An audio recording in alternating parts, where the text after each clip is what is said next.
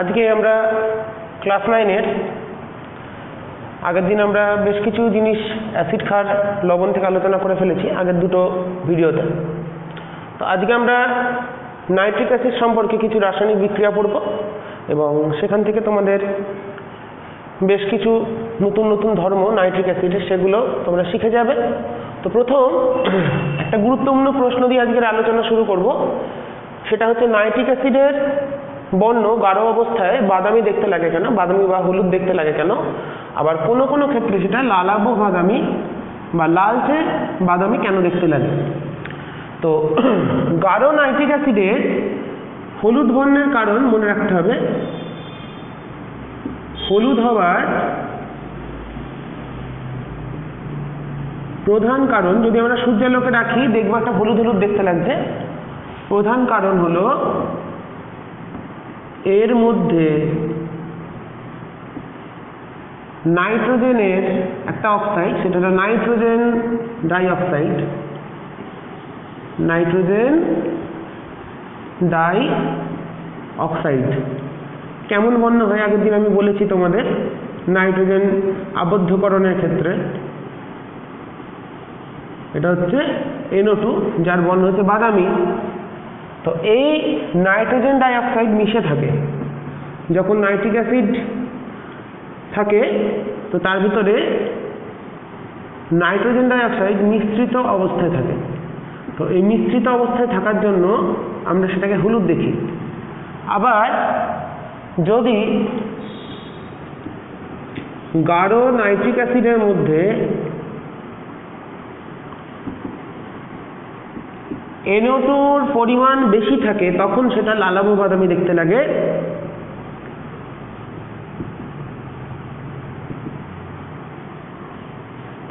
মানে বেশি পরিমাণ যদি মিশে থাকে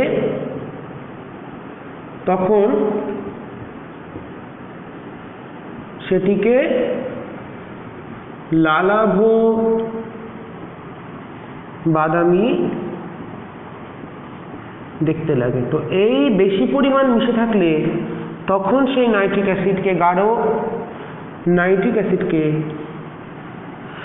ফিউমিং কনসেন্ট্রেটেড নাইট্রিক অ্যাসিড বা ধূমায়মান নাইট্রিক অ্যাসিড নামে সেটাকে আমরা ডাকি। মনে রাখতে হবে একেই বলা হয় কি বলে, ধূমায়মান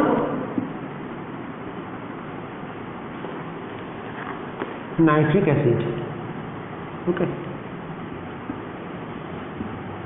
তো কখন ধূমায়মান হবে? যদি অতিরিক্ত পরিমাণ নাইট্রিক অ্যাসিড মিশে থাকে। তো এই ধূমায়মান নাইট্রিক অ্যাসিড আমাদের সাধারণ নাইট্রিক অ্যাসিডের তুলনায় অনেক বেশি সক্রিয়।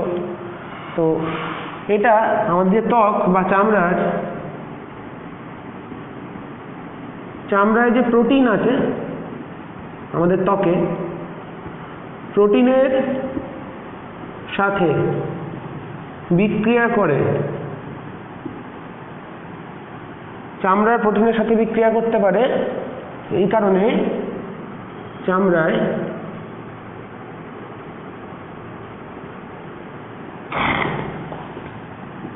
হলুদ বর্ণ সৃষ্টি করে। মনে রাখতে হবে, হাতে নাইট্রিক অ্যাসিড লাগলে, সামান্য যদি নাইট্রিক অ্যাসিড লেগে যায় তাহলে দেখা যাবে সেখানটা হলুদ বর্ণে, চামড়াটা হলুদ হয়ে গেল, হলুদ বর্ণ সৃষ্টি করে। তোমরা ঠিক করে লিখে নেবে, আমি লিখে দিলাম বোর্ডে। এই হচ্ছে।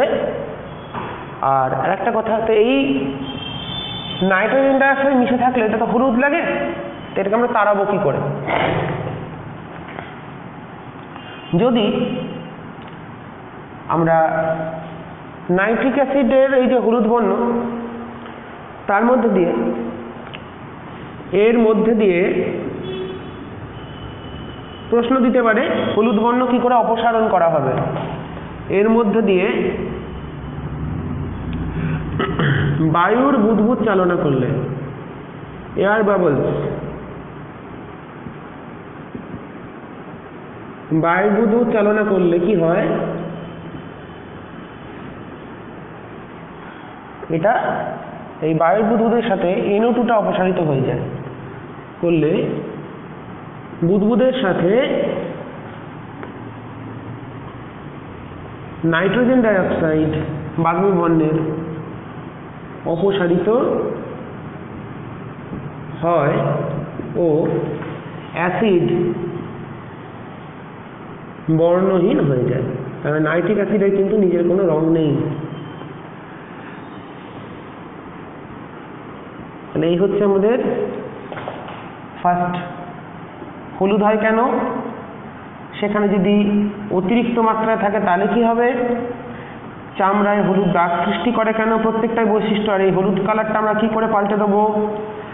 অপসারিত করব, আমরা বায়ুর বুদবুদ চালনা করব, তাহলেই দেখতে পাবো আমাদের হলুদ বর্ণটা অপসারিত হয়ে গেছে।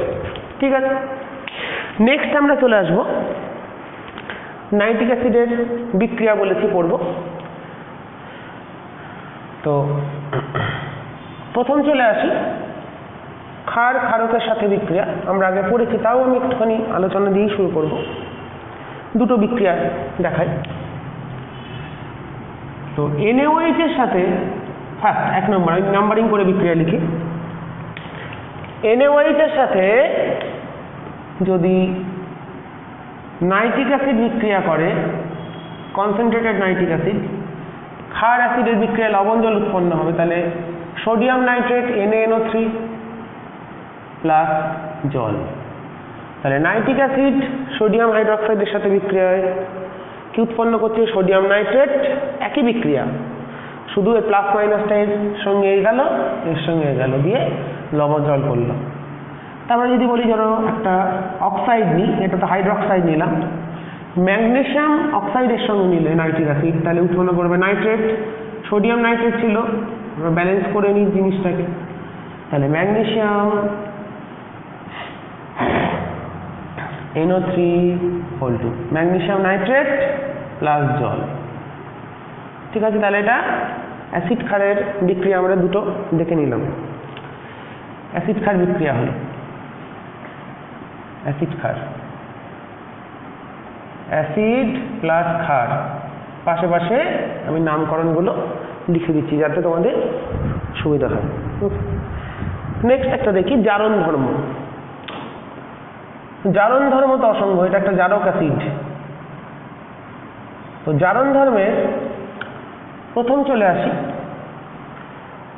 কার্বন সিলিকন অধাতব মৌলের সাথে নাইট্রিক অ্যাসিড বিক্রিয়া করলে এদের জারিত করে কার্বনের সঙ্গে করবে কার্বন ডাইঅক্সাইড, সিলিকনের সঙ্গে করবে সিলিকন ডাইঅক্সাইড, এবং নিজে বাদামি বর্ণের নাইট্রোজেন ডাইঅক্সাইডে বিজারিত হবে। দেখো এর সঙ্গে অক্সিজেন জুড়েছে, তার মানে এটা হলো জারণ, আর এর থেকে H বেরিয়ে গেছে মানে বিজারণ, প্লাস উপজাত হিসাবে জল পাবো।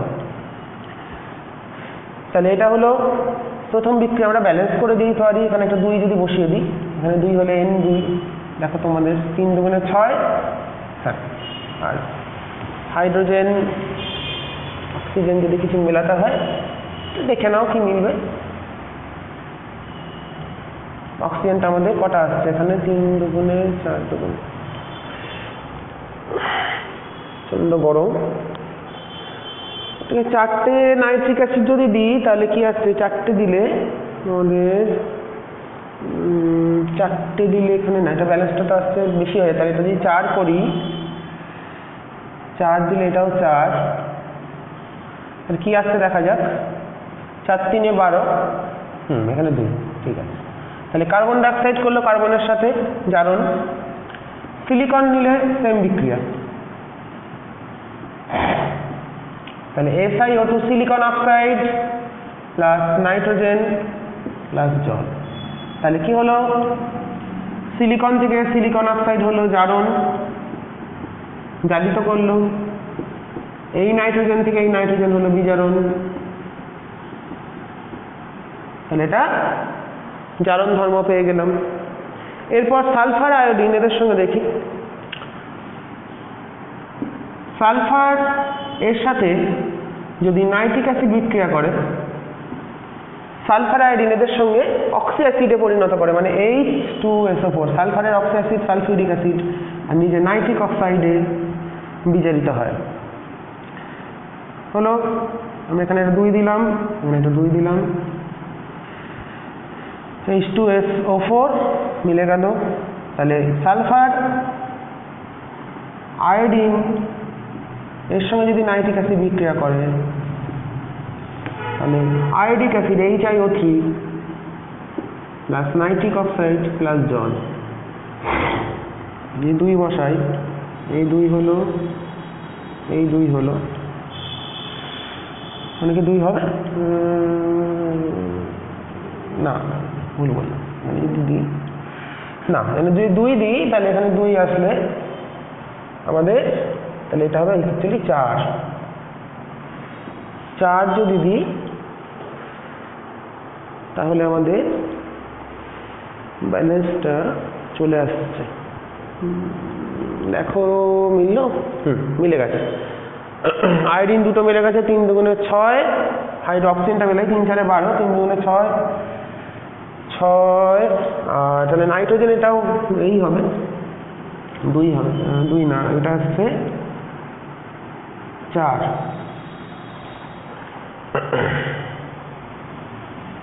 এইভাবে তাহলে আমরা আয়োডিনের সঙ্গেও বিক্রিয়াটা করলে, না ব্যালেন্সটা আসছে না তো আমাদের, দেখি আর একবার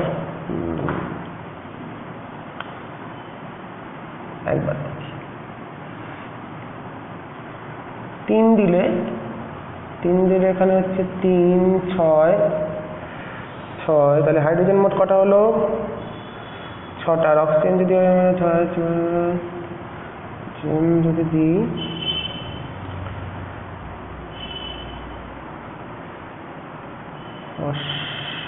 দশ দিই তাহলে এটা 10,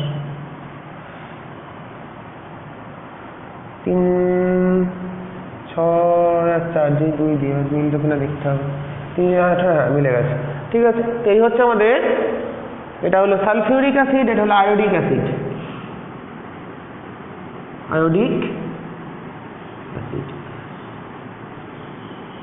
তাহলে সালফার আয়োডিন এদের সঙ্গে জারণ প্রক্রিয়া করে সালফিউরিক অ্যাসিড এবং আয়োডিক অ্যাসিড উৎপন্ন করলো, ঠিক আছে। এরপর তাহলে এই দুটো আমরা জারণ দেখে নিলাম, এটা একটা জারণ, এটা একটা জারণ। এরপর চলে যাব আমরা জিঙ্কের সাথে কপারের সাথে নাইট্রিক অ্যাসিডের বিক্রিয়া, খুব গুরুত্বপূর্ণ। জিঙ্ক এবং কপার অনেকটা একরকম, একটু আলাদা। জিঙ্ক এবং কপারের সাথে, জিঙ্ক ও কপার এর সাথে বিক্রিয়া,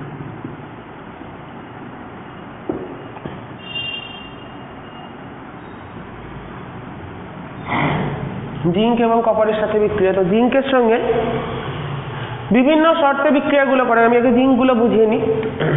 1 নম্বর হলো উষ্ণ ও গাঢ়, উষ্ণ গাঢ় নাইট্রিক অ্যাসিডের সাথে জিঙ্কের বিক্রিয়া। আমি তলায় কপারগুলো লিখিয়ে দেবো। তাহলে জিঙ্ক প্লাস HNO3, মনে রাখার উপায় আছে, অনেক কটা বিক্রিয়া তো ভালো করে বুঝতে হবে। জিঙ্ক বা ধাতুর সঙ্গে জিঙ্ক কপারের সাথে বিক্রিয়া উৎপন্ন করবে নাইট্রেট লবণ, zinc nitrate NO3 plus nitrogen dioxide plus জল, বাদামি বর্ণের গ্যাস উৎপন্ন করবে আমাদের এখানে।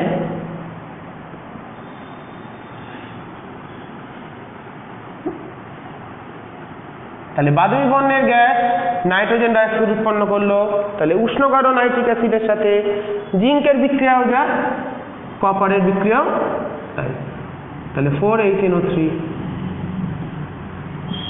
তাহলে copper plus NO3 whole 2 plus 2NO2 plus H2, বোঝা গেল। তাহলে জিঙ্ক আর কপারের উষ্ণ গাঢ় শর্তে আমরা একই রকম পেলাম।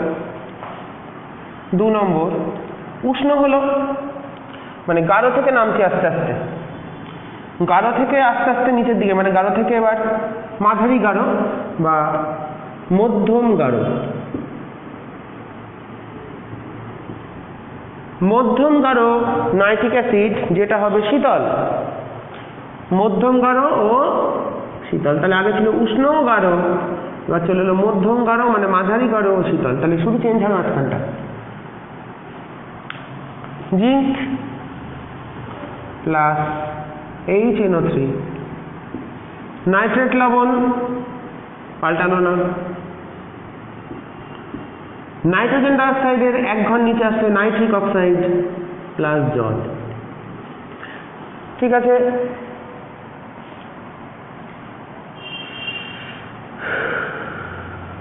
ব্যালেন্সটা ঠিক করে দেখতে হবে। তো এটা হচ্ছে 3টে যদি দিকে 6, হ্যাঁ 3 8 3 3 6 2, আর জল লাগবে তাহলে 4টে। জল হবে 4 দুগুণে 4টে, 8টা হাইড্রোজেন আছে, তাহলে ওদিকে হবে 4টে জল। তাহলে এখানে বর্ণহীন একটা গ্যাস উৎপন্ন হলো নাইট্রিক অক্সাইড। দেখো বিক্রিয়াটা কিন্তু পাল্টায়নি, ব্যালেন্সগুলো আলাদা হতেই পারে। একই রকম ভাবে কপারের সাথেও তাই। তাহলে 3Cu প্লাস 8NO3, এটা প্র্যাকটিস করে তোমরা ব্যালেন্সগুলোকে আয়ত্ত করবে। তাহলে হলো কপার নাইট্রেট, কেমন নীলচে সবুজ কপার নাইট্রেট, হ্যাঁ কালারটা হচ্ছে কপার নাইট্রেট, নীলচে সবুজ বর্ণের কপার নাইট্রেট NO।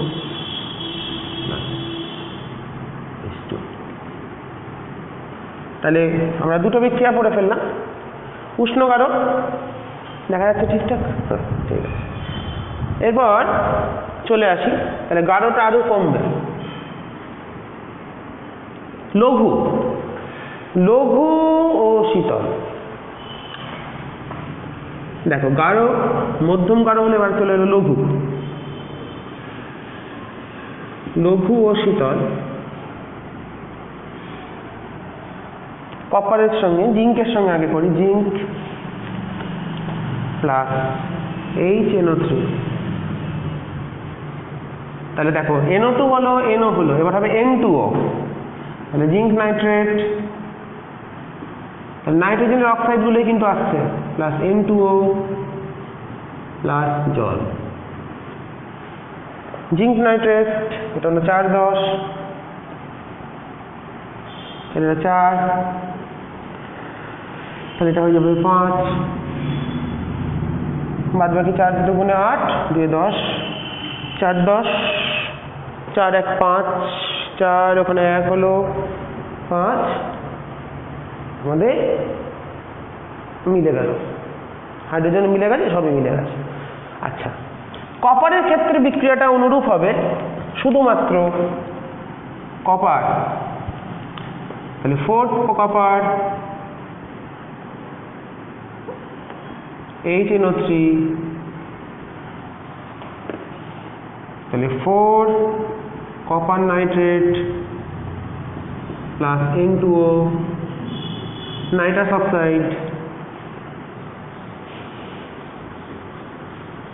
ওকে, তাহলে আমরা 3টে পেলাম। শুধু মনে রাখবো কপারের ক্ষেত্রে কন্ডিশনটা হচ্ছে অতি লঘু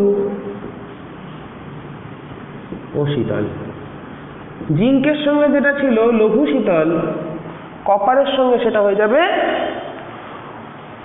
অতি লঘু ও শীতল। আচ্ছা, এরপর অতি লঘু শীতল নাইট্রিক অ্যাসিডের সাথে জিঙ্কের বিক্রিয়াটা আমরা করিনি, সেটা আবার দেখি। অতি লঘু শীতল নাইট্রিক অ্যাসিডের সাথে জিঙ্কের বিক্রিয়া, যেটা কপার করলো, এবার তাহলে জিঙ্ক কি করবে? 4 অতি লঘু ও শীতল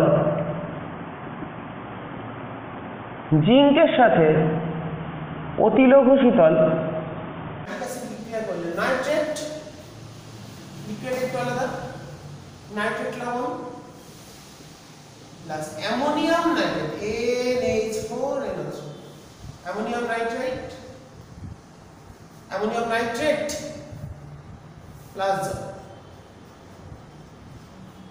অ্যামোনিয়াম নাইট্রেট, তাহলে zinc nitrate ammonium nitrate plus জল। কিন্তু অতিলঘু শীতল কপারের ক্ষেত্রে দেখেছি কপার নাইট্রেট N2O জল, যেটা লঘু শীতল অ্যাসিডের সাথে জিঙ্ক করেছিল সেটা আমরা এখানে দেখেছি।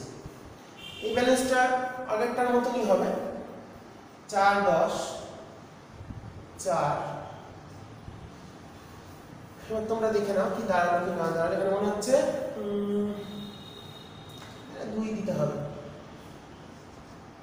2 দিলে ব্যালেন্সটা কমপ্লিট হবে। দেখে নিলেই পারো তোমরা, ব্যালেন্স নিয়ে আমি মাথা ঘামাই না, ব্যালেন্স তোমরা নিজেরাই করতে পারো ভালো। আচ্ছা, হাইড্রোজেনটা কি দাঁড়াচ্ছে? নাইট্রোজেন এখানে 4 2 9, তাহলে এখানে 4 2 8 আর 10।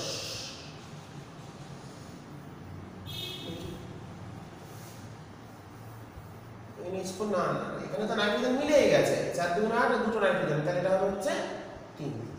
এবার ঠিক, তাহলে এটা হচ্ছে অতিলঘু শীতল জিঙ্কের সাথে আমাদের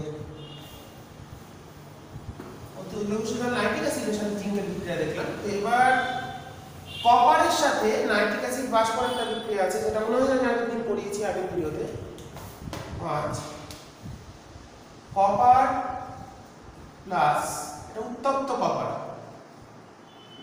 উত্তপ্ত কপার ও HNO3, এটা বাষ্প অবস্থায় এর সঙ্গে বিক্রিয়ায় কিউপ্রিক অক্সাইড উৎপন্ন করে প্লাস নাইট্রোজেন উৎপন্ন করে প্লাস জল। এই বিক্রিয়াটা আমাদের চালিয়ে দিলে আমি দেখিয়েছি তোমাদের। কিউপ্রিক অক্সাইড প্লাস নাইট্রোজেন, দেখতে পাচ্ছি এখানে 2 লাগবে, 2 যদি দিই তাহলে এখানে আমাদের অক্সিজেন 5, 3 2 6, এখানে একটা আছে হাইড্রোজেন মিলিয়ে দিয়েছি তাহলে এটা 5। তাহলে কিউপ্রিক অক্সাইড উৎপন্ন করলো। তো এই বিক্রিয়াটা কিন্তু জিঙ্কের নেই। আবার অতিলঘু শীতলটা একটু আলাদা, লঘু শীতল আর এখানে অতিলঘু শীতল, এই বিক্রিয়াগুলো আমরা দেখলাম। এরপর চলে আসবো লোহার সাথে বিক্রিয়া। লোহা Fe এর সাথে বিক্রিয়া।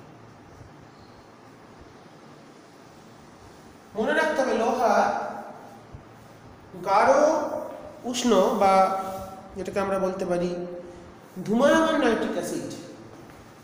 লোহা গাঢ় ও উষ্ণ HNO3 বা ধূমায়মান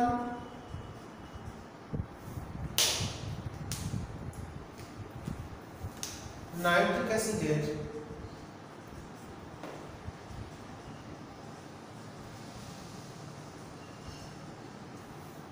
সংস্পর্শে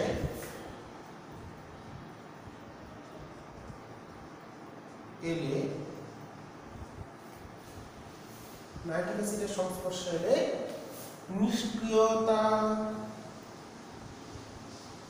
বা নিষ্ক্রিয় হয়ে পড়ে, মানে রাসায়নিক বিক্রিয়ায় অংশগ্রহণ করে না, প্র্যাকটিক্যালি দেখা গেছে নিষ্ক্রিয় হয়ে পড়ে। একেই বলা হয়, এই অবস্থাকে বলা হয় নিষ্ক্রিয় লবণ। লোহার এই অবস্থাকে,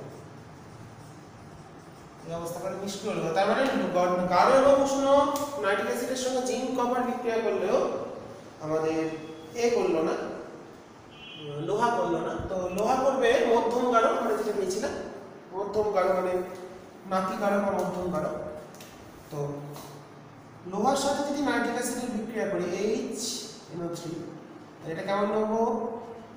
মধ্যম গাঢ়, মানে মাঝারি, খুব বেশি গাঢ় নয়, মধ্যম গাঢ় আমরা নিতে পারি, কিংবা মধ্যম গাঢ় বা উষ্ণ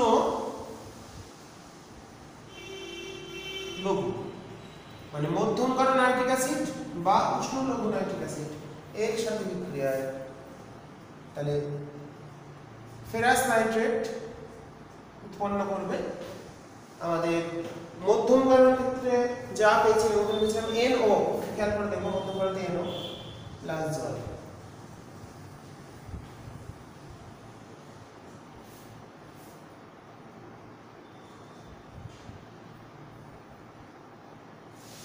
নাইট্রিক অক্সাইড উৎপন্ন করলেও মধ্যমগামী ক্ষেত্রে সব বিক্রিয়াতেই নাইট্রিক অক্সাইড উৎপন্ন হয়। আর লঘু শীতল হলে কি হবে বিক্রিয়াটা? লঘু শীতল যদি হয় লোহা প্লাস HNO3 লঘু ও শীতল নাইট্রিক অ্যাসিড নিলে আমাদের বিক্রিয়াটা হবে ferrous nitrate FeNO3 plus ammonium nitrate NH4 NO3 plus জল, যেটা অতিলঘু শীতলের সময় আমরা পেয়েছিলাম। এখানে ব্যাপারটা সেই একই রকম পাচ্ছি, 4-10 ব্যালেন্সটা সেই একই, 4-10 4 এটা 3, আমরা এই ব্যালেন্সটা আগেই করেছি। এই হচ্ছে আমাদের নাইট্রিক অ্যাসিডের সাথে বিভিন্ন বিক্রিয়াগুলো আমরা দেখে নিলাম এবং নাইট্রিক অ্যাসিডের বেশ কিছু ধর্ম নিয়ে আমরা আলোচনা করলাম। এখন আমাদের বেশ কিছু বিক্রিয়া বাকি আছে, সেগুলো এবার আমরা করব। এরপর যখন আমরা চলে আসি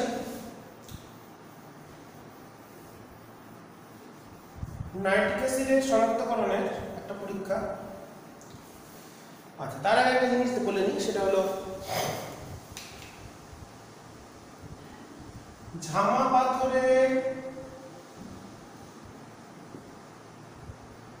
উপর দিয়ে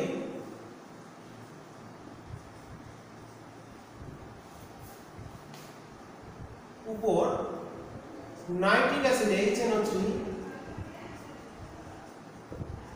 ফোঁটা ফোঁটা করে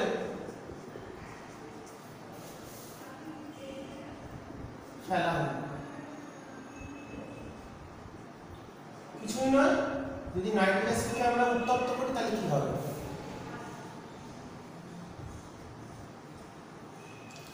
এখানে নাইট্রিক অ্যাসিডকে ঝাঁ পাথরের উপরে ছিল উত্তপ্ত কোনো কিছু, তার উপরে আমরা নাইট্রিক অ্যাসিডটাকে ফেলছি, তাহলে আমাদের কি উৎপন্ন হবে? এটা ভেঙে গিয়ে বাদামি বর্ণের গ্যাস উৎপন্ন হবে। জানি আমরা নাইট্রিক অ্যাসিডের মধ্যে এটা মিশে থাকে, এটাই প্রধান কারণ। উত্তপ্ত অবস্থায়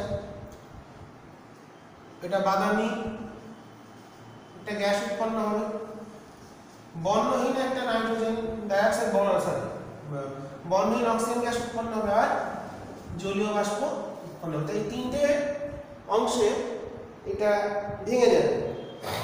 তাহলে ব্যালেন্সটা করলে 4 4 2। তাহলে নাইট্রিক অ্যাসিড ফোঁটা ফোঁটা করে যদি ঝামা পাথরের উপর ফেলা হয় তাহলে কি দেখতে পেলাম? বাদামি বর্ণের একটা নাইট্রোজেন ডাইঅক্সাইড গ্যাস পেলাম, অক্সিজেন গ্যাস পেলাম যেটা বর্ণহীন। তো এই কোন একটা পাটকাঠিকে, নিভন্ত পাটকাঠিকে যদি এই অবস্থায় ওই মানে ধরা হয় তাহলে দেখা যাবে সেটা দপ করে জ্বলে উঠছে।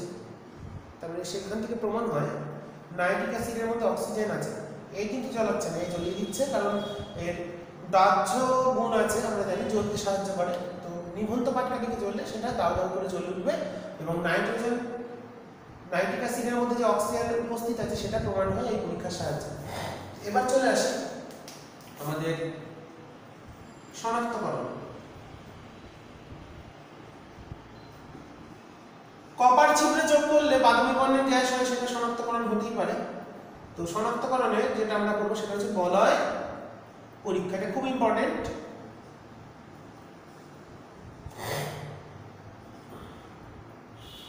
বলয় পরীক্ষাটা আমরা করে নেব। কি হচ্ছে, আমাদের এখানে দুটো টেস্ট টিউব নিতে হবে। প্রথমে একটা টেস্ট টিউবে কিছু পরিমাণ শীতল নাইট্রিক অ্যাসিড মানে জল ঢালবো। এখান দিয়ে নাইট্রিক অ্যাসিড নিয়ে তার মধ্যে জল ঢালবো, মানে উপর দিয়ে শীতল করার জন্য নাইট্রিক অ্যাসিডটাকে আমরা, তাহলে এখানে আছে নাইট্রিক অ্যাসিড HNO3 শীতল অবস্থায়। এর মধ্যে সদ্য প্রস্তুত ফেরাস সালফেট মেশাবো। মিশে গেল, কি মেশালাম, প্লাস সদ্য প্রস্তুত ফেরাস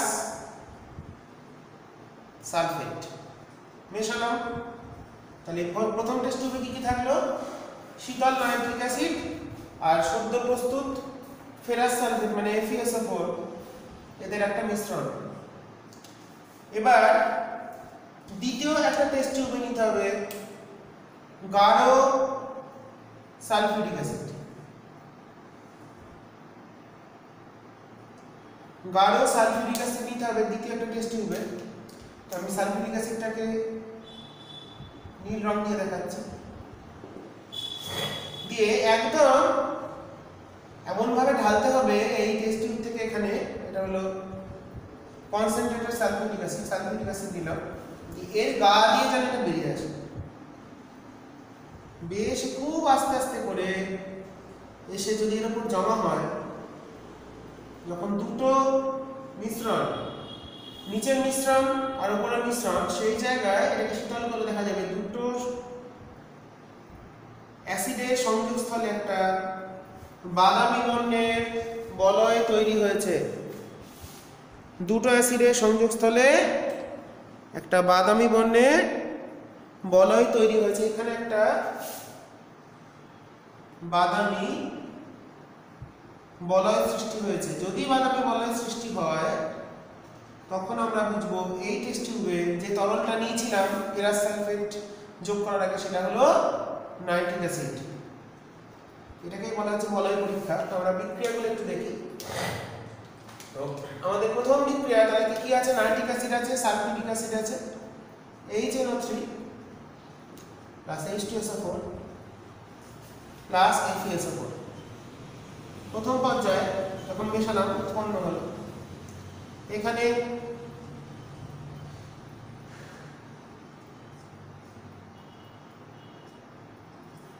আমাদের ফেরিক সালফেট উৎপন্ন হবে প্লাস নাইট্রিক অক্সাইড উৎপন্ন হবে প্লাস জল উৎপন্ন হবে।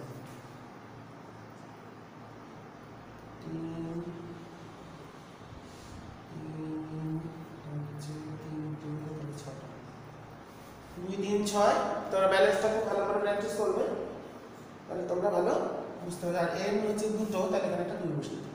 তাহলে প্রথম পর্যায়ে বিক্রিয়াটা কি কি হলো, ফেরিক সালফেট, নাইট্রিক অক্সাইড, জল। এবার এই যে নাইট্রিক অক্সাইড উৎপন্ন হলো, এই নাইট্রিক অক্সাইডটা এই ফেরাস সালফেটের সঙ্গে যোগ হবে। তার আগে ফেরাস সালফেট, এটা ফার্স্ট বিক্রিয়া, 2 নম্বরটা এখানে লিখছি। এই ফেরাস সালফেট নাইট্রিক অক্সাইডের সাথে যোগ হওয়ার আগে 6 অণু জল নিজের অণুতে প্রবেশ করাবে। হেক্সা অ্যাকোয়া আয়রন সালফেট মানে Fe H2S H2O6 হেক্সা অ্যাকোয়া আয়রন 2 সালফেট উৎপন্ন হলো। তো এই হেক্সা অ্যাকোয়া আয়রন 2 সালফেট আবার নাইট্রিক অক্সাইডের সঙ্গে যুক্ত হয়ে third equation Fe H2O6 SO4 plus NO, এই নাইট্রিক অক্সাইড যেটা হলো এর মধ্যে প্রবেশ করবে বিক্রিয়া করে, গিয়ে Fe H2O একটা মাইনাস জল হয়ে যাবে, এখনো জল বেরিয়ে যাবে, কোলফাইড NO। এটাই হলো জটিল যে যৌগ, যেটা বাদামি বর্ণের যৌগ তৈরি হচ্ছে। পেন্টা অ্যাকোয়া 5টা জল আছে, নাইট্রোসিল আয়রন 2 সালফেট বা nitroso ferrous sulphate penta hydrate, আমি দুটো নামে লিখে দিচ্ছি। এই যে যৌগটা বাদামি বলয় সৃষ্টি করলো, যে যৌগটা আমি একটু পিছিয়ে দিই, হ্যাঁ, Fe H2O whole 5 NO SO4, এই যে যৌগ তার নাম পেন্টা অ্যাকোয়া মানে 5টা জল, নাইট্রোসিল NO আয়রন দুই যোজ্যতা হেরাস বলে আয়রন 2 সালফেট বা নাইট্রোসো ফেরাস সালফেট পেন্টাহাইড্রেট। তোমাদের বইতে যে নামটা আছে সেটাই তোমরা ফলো করবে। নাইট্রোসো ফেরাস সালফেট পেন্টাহাইড্রেট বা penta aqua iron nitrosyl iron 2 sulphate. Okay, এটাই হচ্ছে বলয় পরীক্ষা। খুব ভালো করে প্র্যাকটিস করবে। প্র্যাকটিসের মাধ্যমে 3টি কোশ্চেন লিখতে হবে। বলয় পরীক্ষা যদি লিখতে দেয় তাহলে প্রথমে কি করলাম, সদ্য প্রস্তুত ফেরাস সালফেট আর পরীক্ষাধীন যে তরল নাইট্রিক অ্যাসিড সেটা শীতলক করে নিয়ে মিশ্রণটাকে তার দ্বিতীয় টেস্ট টিউব থেকে গা দিয়ে খুব ধীরে ধীরে সালফিউরিক অ্যাসিড ফেললাম। দুটো অ্যাসিডের সংযোগস্থলে একটা বাদামি বলয় তৈরি হলো, যার সংকেত FeH2O5NO FeH2O5NO penta aqua iron nitrosyl iron 2 sulphate বা নাইট্রোসো ফেরাস সালফেট পেন্টাহাইড্রেট। ঠিক আছে, এই হচ্ছে শনাক্তকরণ পরীক্ষা। এরপর চলে যাব আমরা সালফিউরিক অ্যাসিডে। এরপর আমরা চলে যাব সালফিউরিক অ্যাসিড সম্পর্কে কিছু আলোচনা করব। সালফিউরিক অ্যাসিডের প্রথম দেখব জারণ ধর্ম। H2SO4 এর জারণ।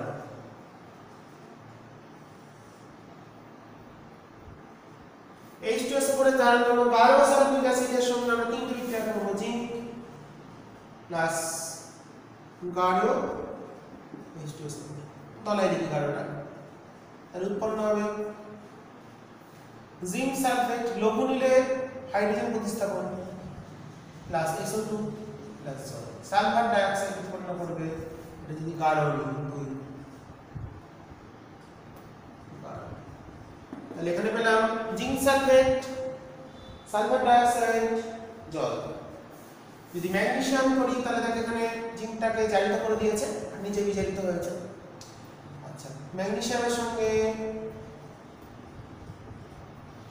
বিক্রিয়াটাকে লিখে নিয়ে ব্যালেন্স করছি, তাহলে MgSO4 হল 2 magnesium sulphate plus SO2 plus H2 একই বিক্রিয়া। তাহলে এখানে লাগছে আমাদের SO4, তাহলে লাগছে আমাদের 4টে, মানে 2 বসিয়ে দিলাম, এখানে আমাদের 4। তাহলে এটা আমাদের ম্যাগনেসিয়ামের সঙ্গে বিক্রিয়া আমরা করে ফেললাম। ওকে, এরপর কপারের সঙ্গে বিক্রিয়াটা দেখি, একই বিক্রিয়া, কপার সালফেট জিঙ্কের মতন কপারের এটা প্লাস SO2। আচ্ছা, প্রত্যেকটা ক্ষেত্রেই নাইট্রোজেন ডাই অক্সাইডে যেমন NO2 পেয়েছিলাম গাঢ়তে, প্রত্যেকটাই গাঢ় কনসেন্ট্রেটেড, তো আমরা এখানে লিখলাম না। এরপর চলে আসি পরবর্তী সালফিউরিক অ্যাসিডের একটা বিশেষ ধর্ম আছে, সেটা হলো জলাকর্ষী ধর্ম। সালফিউরিক অ্যাসিডের জলকে শোষণ করতে পারে, সেটা হচ্ছে জলাকর্ষী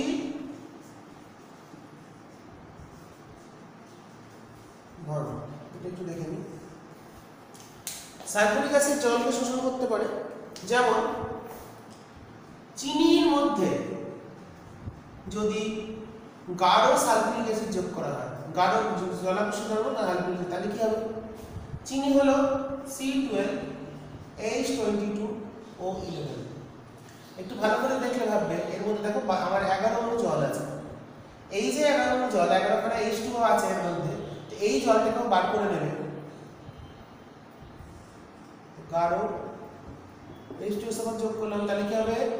-11 অণু জল বেরিয়ে যাবে, বেরিয়ে গিয়ে পড়ে থাকবে 12 খানা কার্বন, কালো রঙের একটা অবশেষ পড়ে থাকবে, কালো অবশেষ পড়ে থাকবে, পুড়ে যাবে।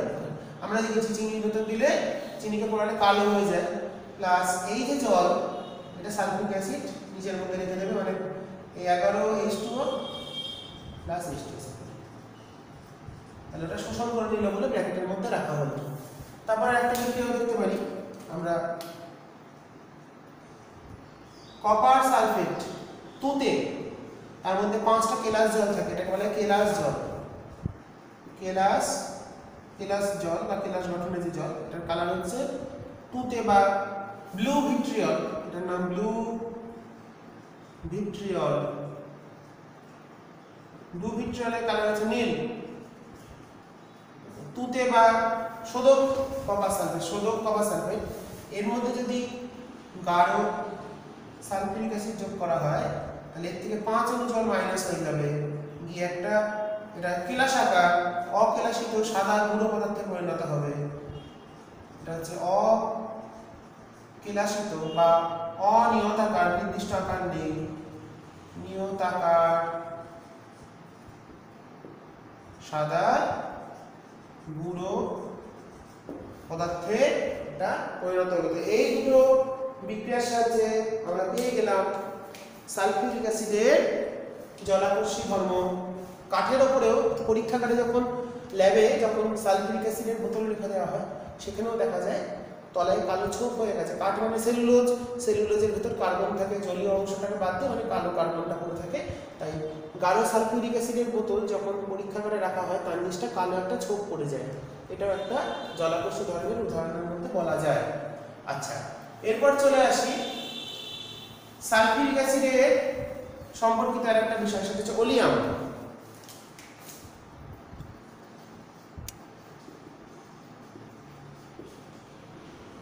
ও সালফান।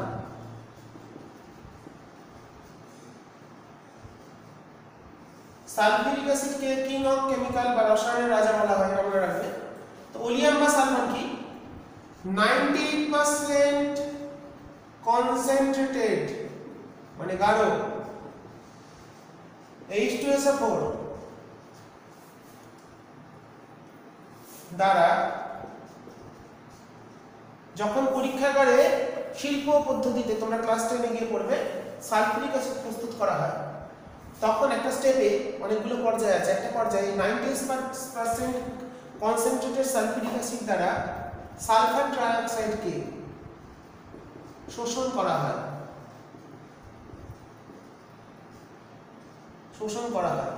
শোষণ করলে যেটা পাওয়া যায় তাহলে H2SO4 প্লাস SO3 শোষণ করলে দেখা পাচ্ছি H2SO7, এটাকে বলে পাইরো সালফিউরিক অ্যাসিড, বা এটার নাম হচ্ছে ওলিয়াম। এটা করা হয় কেন? এই ওলিয়ামের সঙ্গে যদি জল যোগ করা হয় তাহলে সালফিউরিক অ্যাসিড উৎপন্ন হয়। ওলিয়ামের সঙ্গে জল যোগ করলে সালফিউরিক অ্যাসিড উৎপন্ন হয়। তো সেই জন্য এই স্টেপটা একটা করা হয়। তৃতীয় স্টেপ, প্রথম স্টেপে সালফার থেকে সালফার ডাইঅক্সাইড করা হয়, তারপর স্টেপে সালফার ট্রাইঅক্সাইড করা হয়, তারপরে ওলিয়াম করা হয়, তারপরে গিয়ে সালফিউরিক অ্যাসিড করা হয়। এগুলো হচ্ছে সালফিউরিক অ্যাসিডের প্রস্তুতির পর্যায়। তো সালফান তাহলে কি? তো 98% কনসেন্ট্রেটেড দিয়ে যদি শোষণ করা হয় তাহলে সেটা ওলিয়াম। আর যদি 100% পিওর ওলিয়াম হয়, 100% বিশুদ্ধ যদি ওলিয়াম হয়, মানে 100% বিশুদ্ধ সালফিউরিক অ্যাসিড দিয়ে শোষণ যদি ঘটানো হয়, তখন তাই সেই ওলিয়ামকে বলা হয় সালফান বা ওলিয়াম সালফান একসঙ্গে বলে, ওলিয়াম সালফান। ঠিক আছে, এটা হচ্ছে শর্ট কোশ্চেন বা কোনো প্রশ্নের জন্য ওলিয়াম সালফান কি তোমাদের গুরুত্বপূর্ণ জেনে রাখার জন্য। এরপর চলে আসি আমরা সালফিউরিক অ্যাসিডের শনাক্তকরণ বিক্রিয়া। নাইট্রিক অ্যাসিড তো সেই হেডিং লেখাই আছে, বুঝে দিলাম। শনাক্তকরণ সালফিউরিক অ্যাসিডের। সালফিউরিক অ্যাসিডের শনাক্তকরণ করতে গেলে